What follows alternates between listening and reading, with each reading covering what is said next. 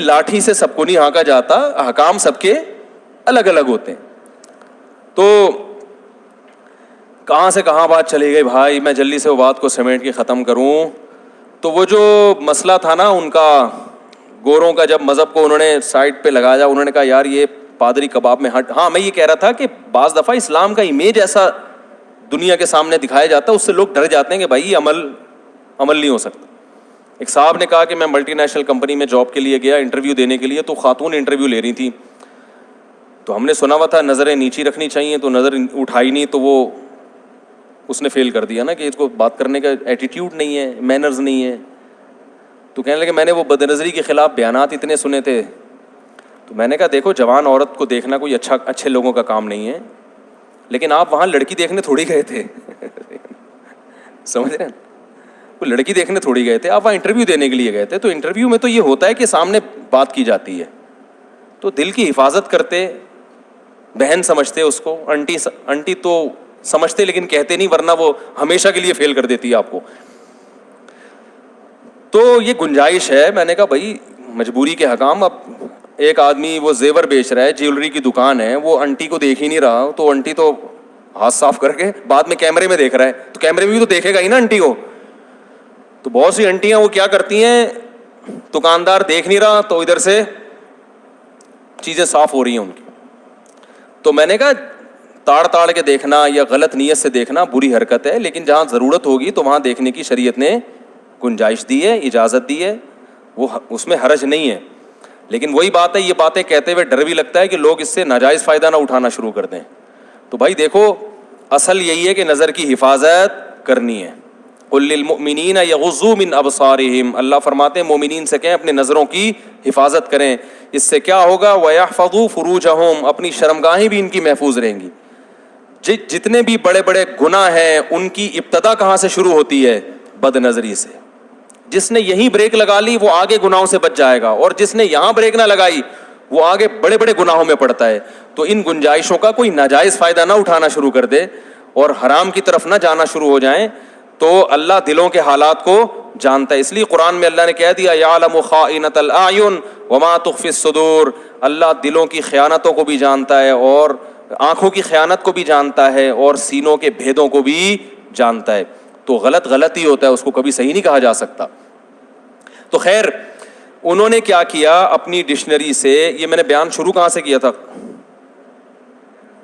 میں وہ آرڈر کے میں حکام کس میں بیان کر رہا تھا, میں جلدی سے سمیٹتا ہوں وہ.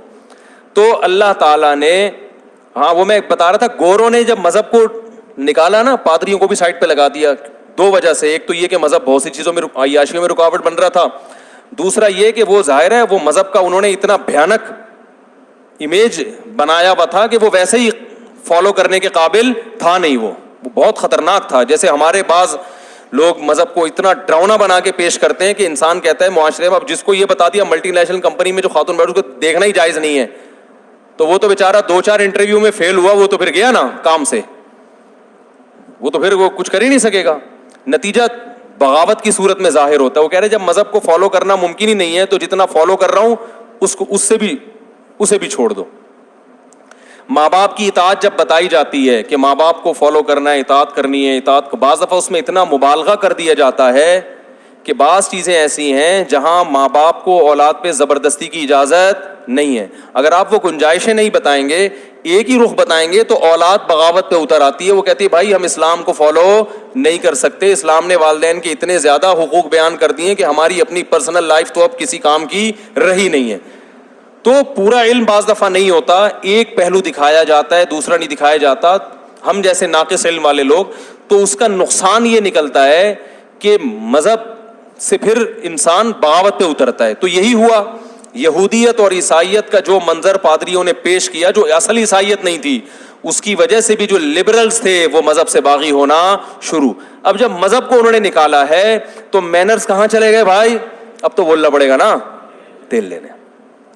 اب وہ آخرت کا خوف کہ میں فیکٹری میں ملازم کیا, میں کام پورا کروں, تنخواہ تو پوری لے رہا ہوں, کام بھی ذمہ داری سے پوری کروں, تو اس نے وہ کام پورا کرنا چھوڑ دیا. اس نے کہا یہ جو فیکٹری کا مالک ہے نا, اس کمبخت نے مجھے اپنے فائدے کے لیے رکھا ہوا ہے, تو جہاں مجھے اپنا فائدہ ملے گا میں اپنا فائدہ اٹھاؤں گا, جہاں اس کو اپنا فائدہ ہوگا, یہ کوئی زکوٰۃ خانہ نہیں ہے, صحیح ہے نا, یہ کوئی خیراتی ادارہ نہیں ہے, یہ اپنے فائدے کے لیے رکھا ہے اس نے مجھے.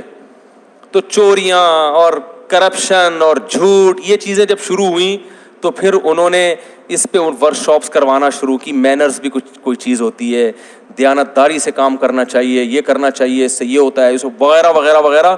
لیکن چونکہ اس کے پیچھے آخرت نہیں تھی, اس کے پیچھے فیکٹری کے مالک کے اپنے مفاد تھے کہ میری فیکٹری ترقی کرے. مجھے ایک دفعہ ایک صاحب لے گئے کہ اپنی فیکٹری میں میرا بیان کروایا کہ ان سے بولیں تمیز سے کام کیا کرے نا, اس کے بڑے قیامت کے دن ثواب ملے گا اس پہ. تو میں نے بیان کیا, بھائی دیکھو ذمہ داری سے اپنی مزدوری پوری کیا کرو, یہ کیا کرو, بہت ثواب ملے گا, اور باس کی بھی ذمہ داری ہے کہ وہ تنخواہیں ٹائم پہ دے دیا کرے. آئی بات سمجھ میں؟ اور کچھ غریبی بھی کبھی کبھار بولو نا دے دیا کرے.